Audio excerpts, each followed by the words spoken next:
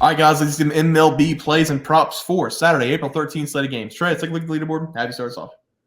Yeah, you guys basically just need to bow down to me. Finally got on the win on the board. I'm going to come in scorching hot. I gave out the Tigers on the money line versus the Twins. Tigers, they won this game by an average score of 8-2. Why can't it always be this easy? Come on.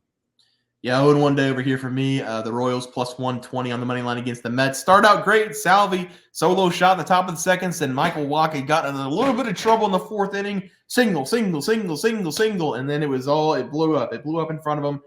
The Royals, they couldn't bounce back. I think they lost 6-1 or something like that. So bad pick there, 0-1 day. Trey, props, starts off.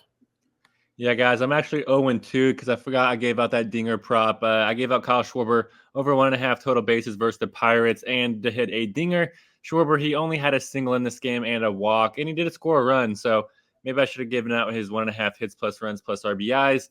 But I did just cash my pitching prop. I gave out Paul Blackburn under 2.5 earned runs allowed versus the Nationals. Through 3 starts, 0 earned runs allowed. Maybe Cy Young. Maybe he gets traded to a contender. I'm hoping. Let's go Blackburn.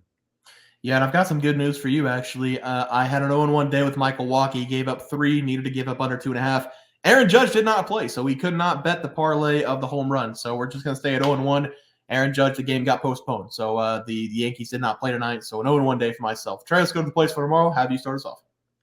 Yeah, guys, I'm going to be talking about this Kansas City Royals going up against New York Mets game, the game that Bear just touched on. This is going to be a very fun game to watch, and I do believe we're going to get a low-scoring competitive baseball game. We're getting 2 pitchers that have been successful so far this year. Kansas City, they're throwing out Alec Marsh in this game, and through 2 starts, he's 1-0 with a 3.09 ERA, paired with a 227 batting average and a 1.03 WHIP. In New York, they're throwing out Sean Manaea here, and through 2 starts, Manaea, he's 1-0 with a 0.82 ERA, paired with a 118 batting average and a 0.73 WHIP. I love both these pitchers, so I'm just going to take the under here in this game. I feel like this is just too many runs.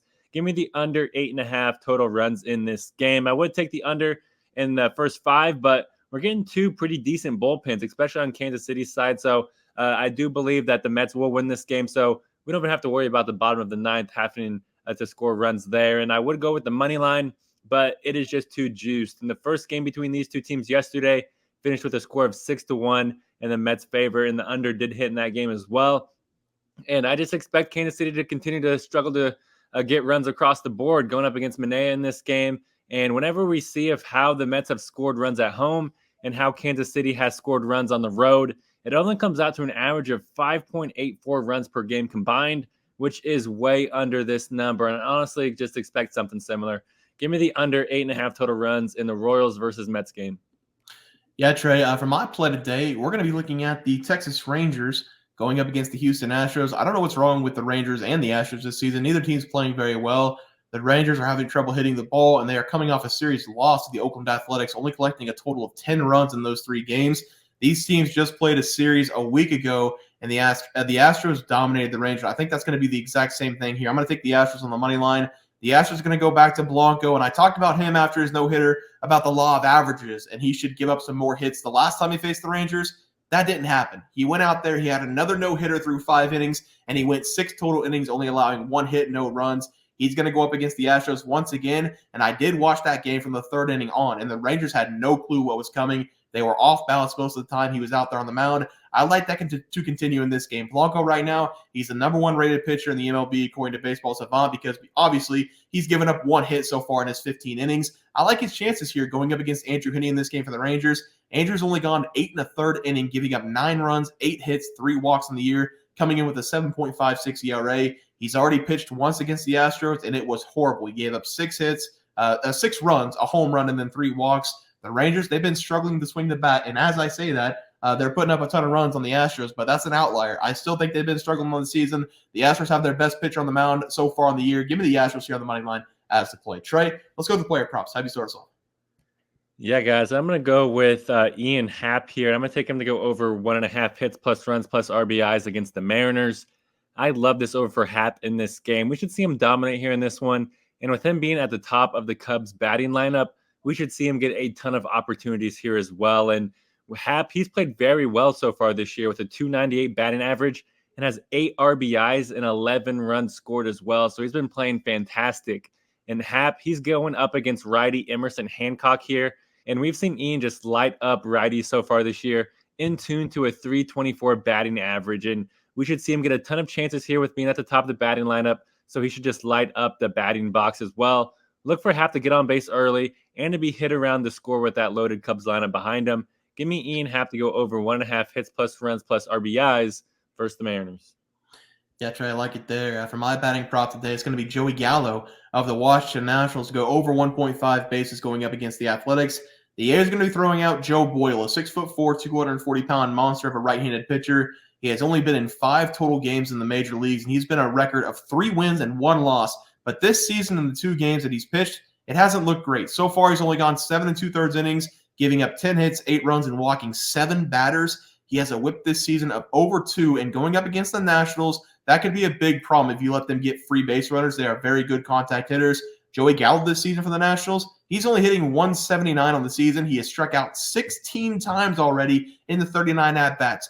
Whenever Joey Gallo does get a piece of the ball, though, it goes a far way, having 3 home runs on the year in his 7 hits. And I think he's in store for another home run this game against the Athletics. In the 3rd game against the Giants in that series, he was the entire offense, having a solo home run as the team's only scored run. Boyle has had a ton of problems with his control this season, having all those walks so far. And if he leaves one over the plate against Joey Gallo, he's going to send that somewhere far. Give me Joey Gallo here over 1.5 bases as the play. Trey, let's go to the pitching props. Have you start us off? Yeah, guys, I'm going to go with a guy that Bear tried to pick on the members side yesterday, but game got postponed. So I'm just going to copy and paste what he was trying to do. Give me Kenta Maeda to go over 2.5 earned runs allowed versus the Red Sox. I love this over for Maeda in this game. We're going to see him struggle here, and I believe that for a few reasons. The first reason is because Maeda, he's just struggled so far this season. Through his first 2 starts, Kenta, he has an 0-1 record with a flat 9 ERA, paired with a 265 batting average and a 1.56 whip. He's just been walking a ton of base runners. And Maeda, he's allowed a dinger in both games this year. He even allowed 3 dingers to start off his season. And the Red Sox, they should honestly just continue that train here, because Boston, they averaged 2.85 runs per game in the first 5 innings, which is in the top 10 in the MLB. So we should be able to see them score some runs here early in this game and get to that 3-run number. In fact, that Maeda is 0-3 in his career versus the Red Sox. It does give me confidence in this play as well. So give me Kenta Maeda to go over 2.5 earned runs allowed versus the Red Sox. Yeah, Trey, I like the play there from you. For my pitching prop today, it's going to be Nick Lodolo. Does that name ring a bell, Trey, for the Cincinnati Reds to go under his total earned runs going up against the White Sox? This is a strange situation for the Reds because Nick Lodolo has not pitched an MLB game in nearly a year. Last pitching on May 6, 2023. He had a really bad injury to his leg last season. I don't remember what they called it. I wouldn't even be able to pronounce it if I tried. I guess it's like where something tears off the bottom of your calf and affects the arch of your foot, and it gives you stability problems when you try to move around, and he tore that in his calf. I'm not entirely sure what it was. I did look up all the injury, and he did have a rehab start in spring training already, going 2 perfect innings, and he said in the post-game interview that he felt really good being back out there, and he's throwing a lot of strikes in AAA ball, getting ready for his debut in the MLB. He was scheduled to come back on the 10th, I believe. That game was rained out, but now he's going to be going up against the Chicago White Sox. I think that's very good for him, a very good team for him to start with. The White Sox are very streaky, but we know as a community on here that the White Sox are a joke of a franchise, and he should be able to get through them with minimal problems. I think the under runs is a very good play here because I'm not entirely sure how long they're going to leave him out there, being his first start in nearly a year in the MLB. I think they're going to let him go out there for probably 3 innings, see what happens. And if the over-under is set at 2.5 earned runs, I think that's a ton of value taking the under here, not knowing if he's going to go more than 3 innings. Give me Nick Lodolo here to go under his total runs earned as the play. Trey, let's go to the graphic. Have you start us off? It's good to see Lodolo back in the lineup. I love taking his over strikeouts, and I was glad when I saw that you were taking him. He's a good guy. But for me, I'm going to go with the under 8.5 total runs in the Royals versus Mets game. I just expect this to be a low-scoring game with both the pitchers we have on the mound. I think it's going to be a competitively low-scoring game. Also going with Ian Happ over 1.5 hits plus runs plus RBIs versus the Mariners. He's going up against the righty. Happ has just been lighting up righties this year. So same old, same old. I'm also going with Kenta Maeda over his earned runs allowed versus the Red Sox. I anticipate that being 2.5, and he's going to get lit up in this game. Yeah, I'm going to go with the Astros here on the money line with Blanco on the mound going up against the Rangers. He no-hit them basically last time through 6 innings. Probably going to do it again with the Rangers bats. Then give me Joey Gallo over 1.5 bases going up against Boyle in the Oakland Athletics. He's due for another home run. And then give me Nick Lodolo under his total earned runs. I'm trying to see if I can find a prop for it right now. It does not look like it's out, but hopefully that comes out at under 2.5 earned runs, and I'm going to smash it going up against the White Sox. Guys, that's going to do it for the MLB picks and props for Saturday, April 13th slate of games. If you guys enjoyed the content, please sure to drop a like on this video and subscribe to the channel below. See you guys next video, and thanks for watching.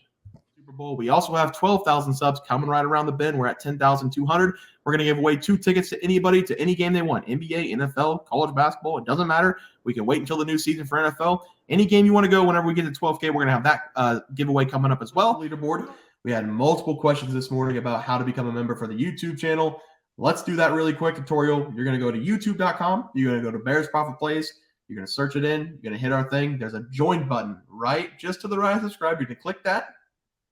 There's 2 options. You have the Bear Pack for $4.99. That gives you access to YouTube member plays. And then you have the Bear Pack Gold for $7.99 a month. That gives you access to our member plays on YouTube. And it gives you a 1-month membership to our website, bearsprofitplays.com. So if you get the Bear Pack Gold, you save yourself $2 a month, a little bit cheaper if you want to do that. But that is the tutorial for anybody that needed it. We had multiple questions today through email about how to do it, and it wasn't working. But if you want to know, there it is right there. Trey,